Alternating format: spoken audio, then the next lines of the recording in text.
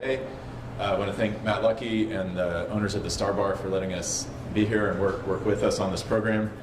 Want to thank all the county employees and staff and everybody who's been working on this effort to try to shed more light on what is happening with overdoses in our community. So today I'm going to share an update on the number of overdose deaths that we're having. Overdoses are the #1 cause of accidental death here in Travis County. That has not changed. In all of last year, we had 118 people who died in Travis County with fentanyl in their system.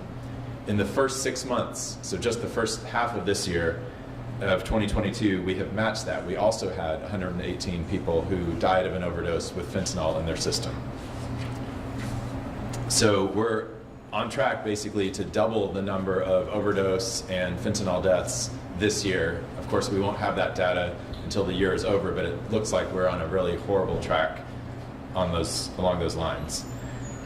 In all of 2021, there were 308 overdoses, so if we've gone half the year, and 199 people have died of overdoses altogether in Travis County. So to back up, that's 118 people in the first 6 months who've died with fentanyl in their system. 199 total have died of an overdose in Travis County in the first 6 months. Some other changes from last year: 59% of the overdose deaths in Travis County involved fentanyl this year, and that is up from 38% last year. So a higher percentage of those overdose deaths that we're seeing involve fentanyl. Overdose deaths are a public crisis, and together we can do something about it, and we are doing something about it. The data that we got from the medical examiner here in Travis County also highlights the changes on who is being impacted by the surge of fentanyl in our community. The number of women who die from a drug overdose with fentanyl in their system is up nearly 150% more. The number of black residents who die from a drug overdose with fentanyl in their system is up nearly 180%. The number of Hispanic residents who die from a drug overdose with fentanyl in their system is up 155%. So the data is clear. Fentanyl does not discriminate. It can impact, and it is impacting all of us. These are accidental deaths, and we can and we must do something to address this. So today I'm excited to share how we are taking life-saving steps that are more inclusive and meet people where they are. Travis County is working with nonprofits here, in local nonprofits, to provide bars and bartenders with Narcan, plus the training that is required to use it. And you'll hear a little bit more from Christy about that in a moment. This is one of the bars where we will provide Narcan, and the owners have agreed to stock it here.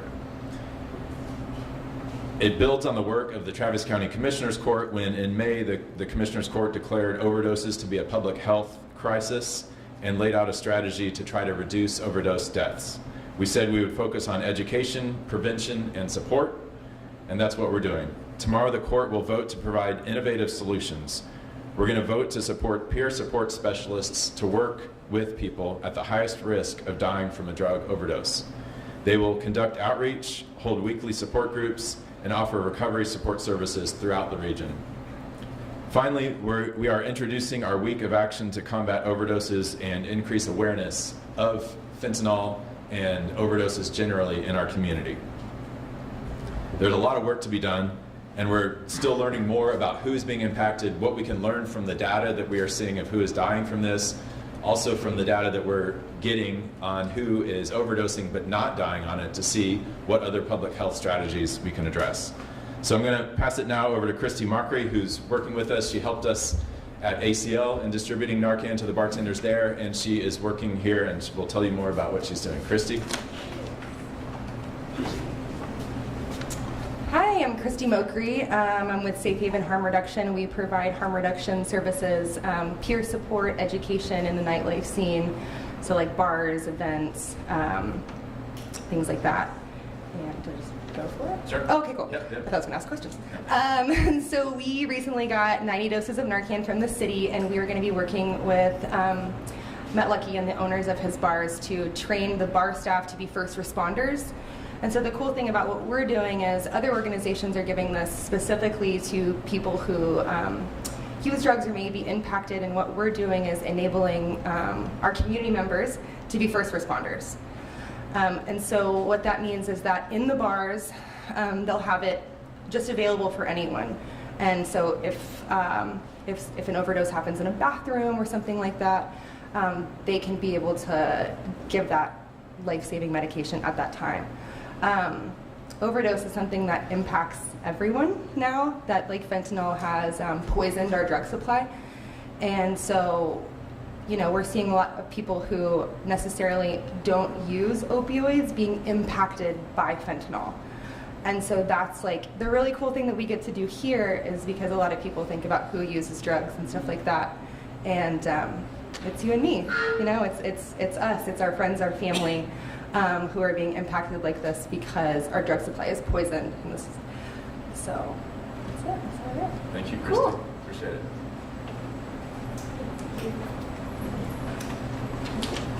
Good morning, everybody. I'd like to thank Judge Brown and Ms. Milkrey for having us here today. My name is Max Moreland. I'm with FBR Management. We own and operate 13 bars and restaurants throughout the greater Austin area, as well as oversee beverage concessions for multiple music venues, festivals as well. We're very grateful to be included in this initiative. I think it's very important to improve the public safety, not just for Austin, but for the entertainment community as well.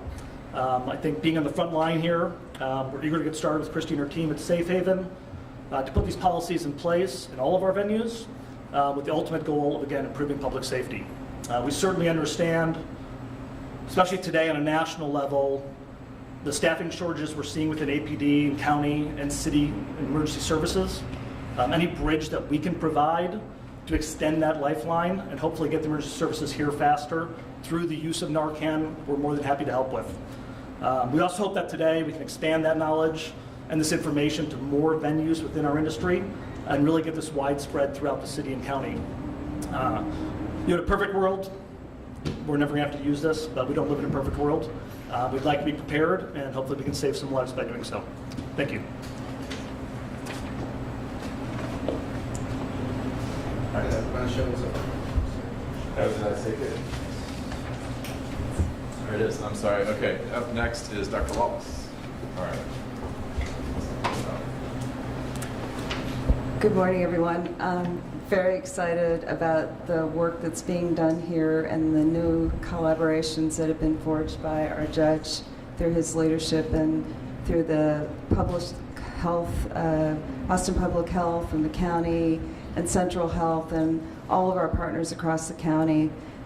These numbers are staggering and very concerning, and at the very outset when this was brought to the judge's attention and to the court's attention, they took the lead and started all of the initiatives that have been talked about here, and we are very grateful for that.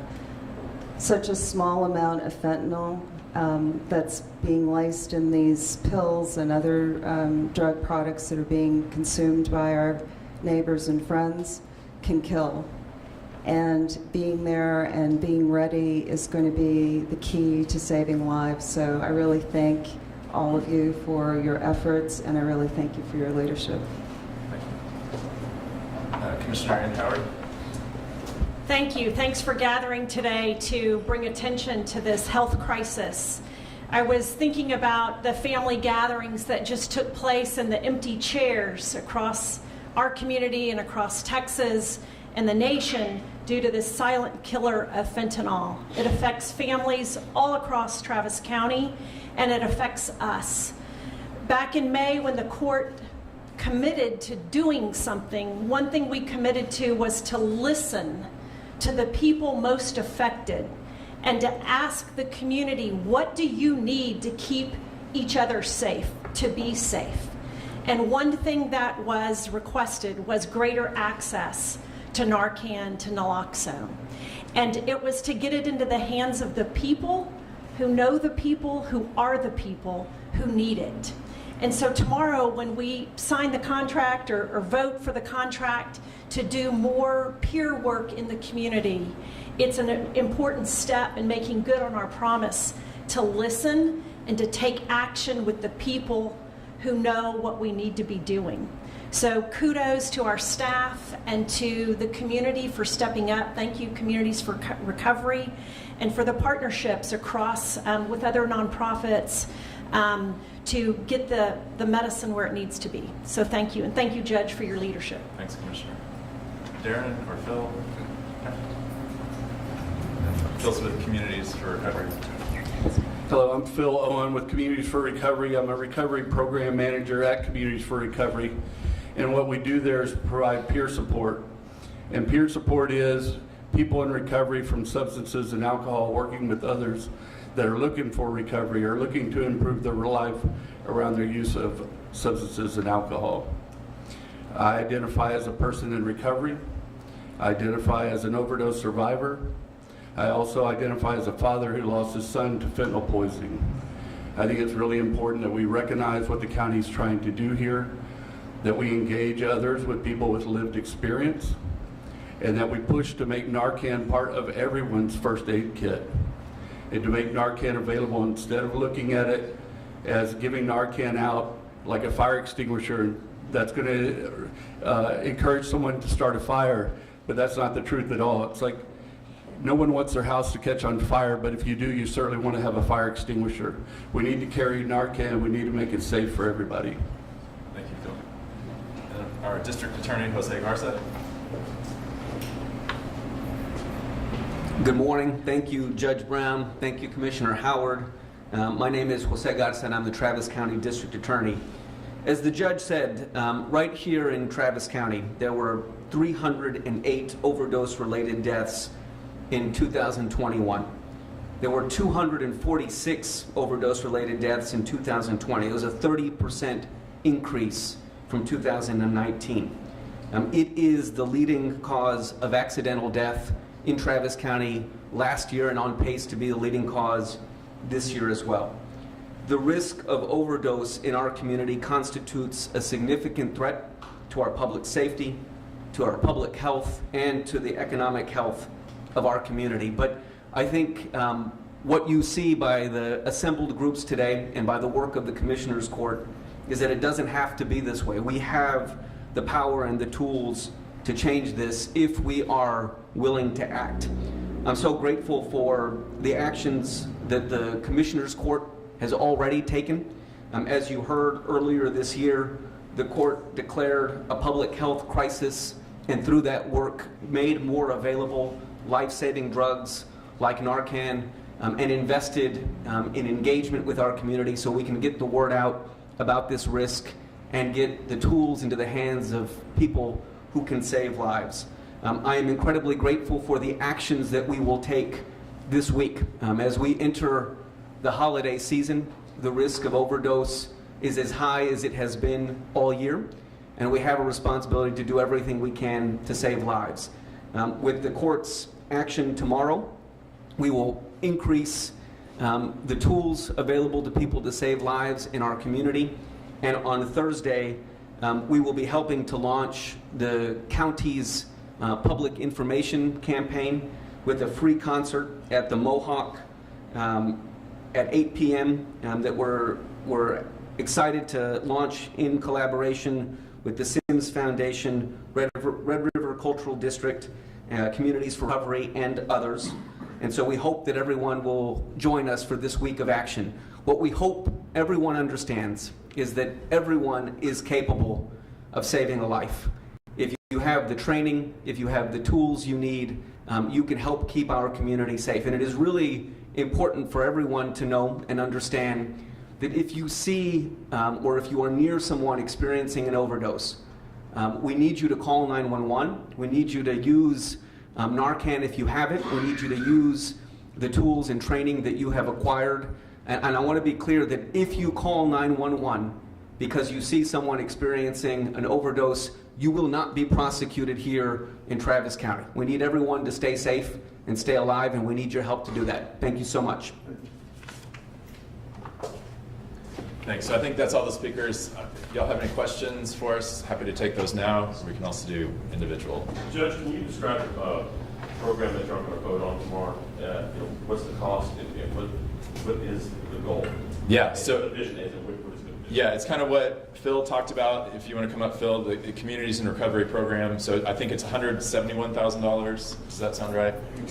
Yeah. $175,000. So back when we declared this public health crisis, we set aside, I think, $350,000. The bulk of that has already gone, or is going to buying Narcan and naloxone to distribute in the community. This $175,000 is going to what Phil and Darren do. If you want to just highlight that. So we're going to provide peer support at 2 site-based positions, those sites being Sunrise Navigation Center on the south side, and over on the east side at the other one's foundation, the Esperanza Community. So those will be 2 peer support specialists, 1 at each site, to provide, basically what we do as peer support is we foster relationships, and hopefully healthy relationships, for people that want recovery or want to improve their quality of life by achieving the goals that they set. So this is counseling service, the 175 is more or less time served at that time. Are you going to hire more people to do this, or what? We hope to. We'll see how it takes off. Currently, we have 2 positions hired, 1 at each one of those sites, which I think is a great start. These are people that have been highly impacted and have set recovery goals for themselves, and they will be role modeling recovery at those sites and offering connection, which is really what it's all about, is connecting people with when they may have hidden in the shadows because of the shame that the community may have had on them before. So we're offering that hope through connection. Thanks. Yeah. So what I found is that UT is already low on their supply of Narcan. How do you all anticipate to keep up with supply and demand?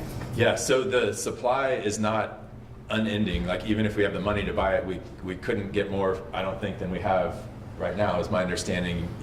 We can't order a mass quantity of it. There's just not enough to meet the demand that we have here, and I think people have across the nation. So my hope is that this legislative session, the state legislature and our statewide leadership will put more money towards longer term supplies of Narcan for the community. I know they've funded things off and on, but I think we need a massive investment from them.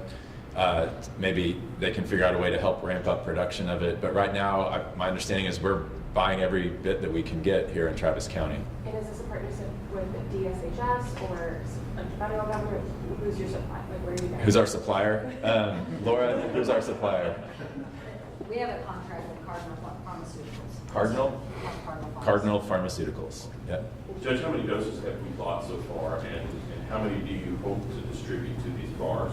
Yeah, so my understanding is APH was able to get something like 9,000 of the injectable ones and has given those out already. Those are in the community. And then Laura, where are we on what we've bought so far? We bought 840 boxes of naloxone. Each box contains 2 doses, and that has all been distributed to our community partners. 90 of those boxes went to Safe Haven for distribution to the bars, and now we're in the process of ordering more naloxone to then pass out again to our community partners. Yeah, so for this specific thing with the bars, 180 doses. There's 2 doses per box, 90 boxes, and that Christie's going to distribute those first 180 to these, I guess, 13 bars that y'all own, and hopefully we'll expand it.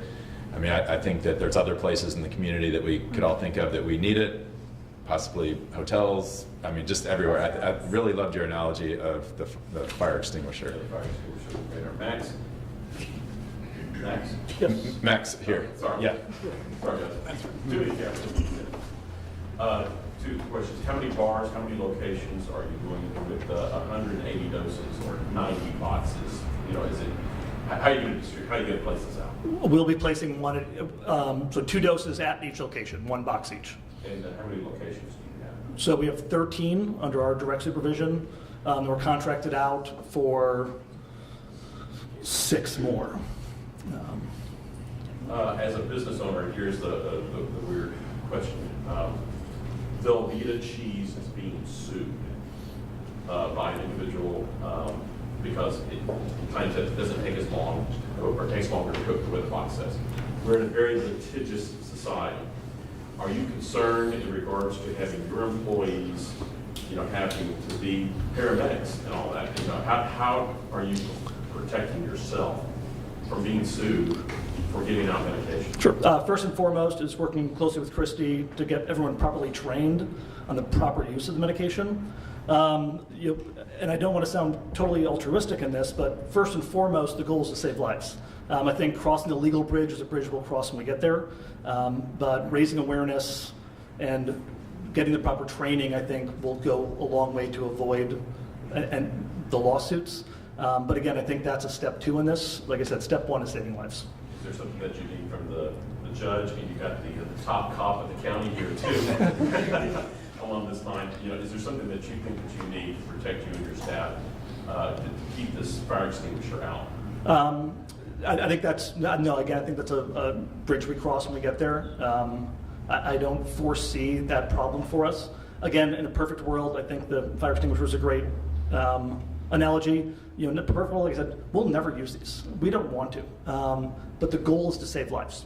And that's the first step. Everything else will come secondary to that. Yes. Are all of these the injectable kind, or are there any of the nasal spray kind? And if so, can you talk more about the numbers on which are injectable, which are the nasal sprays? Yeah. I don't. So they're all of these that we're giving out today are nasal spray ones. They're very easy to administer. You could administer one to me now, and it would have no effect on my body because I'm not overdosing or under the influence of opioids. And so the first batch, those 8,000, 9,000 that Dr. Walks was able to secure, have been given out to the Harm Reduction Network. They're more trained on using the needle application than what we're talking about here today. Today, Christy is going to do a training of what is actually a very simple process. I don't know if you want to talk about how simple it is to administer. Oh, to administer naloxone? Yeah. Okay. So most people don't want to carry naloxone with syringes just because there's a big stigma with syringes, right? And so honestly, Narcan in and of itself is like a Flonase. It takes 3 seconds to put it in somebody's nose, push the plunger, and that's it. So really, the education comes on like how to spot an opioid overdose. And that's just something like somebody's not breathing, they're non-responsive, maybe their lips are turning blue, you rub them, you yell at them, and then there's no type of stimulus. And so at that point, you would administer the Narcan, which again, takes literally 3 seconds to do. So, go ahead. Oh, and beyond treatment-based efforts, are there also any efforts being put towards education and prevention? Yeah, so the main effort towards what we think is the most important part of educating on this right now is helping what Phil is doing, helping people who have been in this situation, working with people who are in this situation to make sure that lives are saved when people are overdosing. That is our number one thing right now. I hope that, there's other long-term things that we're trying to do. We're hopeful that the Texas legislature will legalize fentanyl strips, again, so that people who are using drugs can test whether fentanyl is in those drugs. That is currently illegal in Texas. It's legal in many other states, including New Mexico. Also, Laura Pivito on our county staff was telling us this whole process is made more difficult by a state law that says that we, as the county, cannot pay an entity to distribute Narcan or naloxone, which makes no sense to me. And so our hope is that law will also change, because what we're doing right now is we're giving it to Christy. We're not paying Christy to do it, and then she's distributing it. So again, that's just another roadblock that our, frankly, behind the times state statutes are throwing up, and we're trying to figure out ways around that. And right now, the number one way is getting naloxone out to the community, and then our number 2 way is helping fund peer support work. And what does it mean for you to see, the folks from Safe Haven, these other people in the community, pulling their efforts in this? So what does that say to you about Austin and about our community in combating this? Yeah, I think that this is the number 1 cause of accidental death in Travis County. It's only going up and getting worse. Everybody here probably knows somebody who has died of an overdose, or at least had an overdose. I know a friend of mine who owns Cenote restaurant, her husband died of a fentanyl overdose. This is something that is affecting everyone, that is causing empty chairs, like Commissioner Howard said at Thanksgiving. And I think it is absolutely wonderful that our community is pulling together. We have our local prosecutor, we have advocates for saving lives in the community, we have local business owners pulling together. This is great. It's not a partisan thing. I hope that our legislature follows our lead and continues to make it not a partisan thing, but instead something to save lives. Can you talk a little bit more about the testing strips, why that's so important? Are you supporting that bill that's in the legislature? Yeah, I'm personally supporting it. I believe we have asked our legislative person, Julie Wheeler, to support that. There is a bill that James Tallarico has put forward, full support of that. I think Senator Eckhart is also sponsoring it on the Senate side, that would legalize fentanyl strips. Right now, they're illegal because they're considered drug paraphernalia under Texas law. And so the change would be saying that they are not considered drug paraphernalia, and that will help save lives. Whatever you think about using drugs or not using drugs, I don't think there's anybody who thinks that drugs use should be a death sentence, and that's what we're talking about here, is saving lives in our community and making it possible for people to save their own lives by using a fentanyl strip. Last question. Are these doses just for an overdose happening in the bar, or could a patron want to say I had a dose? Anybody. Why don't you talk about that? Sure, yeah. So we look at it as anybody in the community would know that these bars that we're giving it to would have it. And so, like, since we can give them so many doses at a time, like I said, or like Max said, hopefully we don't have to use these, right? Like, hopefully they keep this until they expire, right? And so if someone in the community came in and wanted it, then they could do that. Thank you all. Let us know if you need any follow-up. Spanish now? Yeah. Good, I have everything on it. Oh, you do? Okay. Is it just the fentanyl test strips, or is it all paraphernalia? Because when we work in the legislative session, what kind of... Well, do you want to wait? You want me to stay here, though? No, you can move. We'll get this right.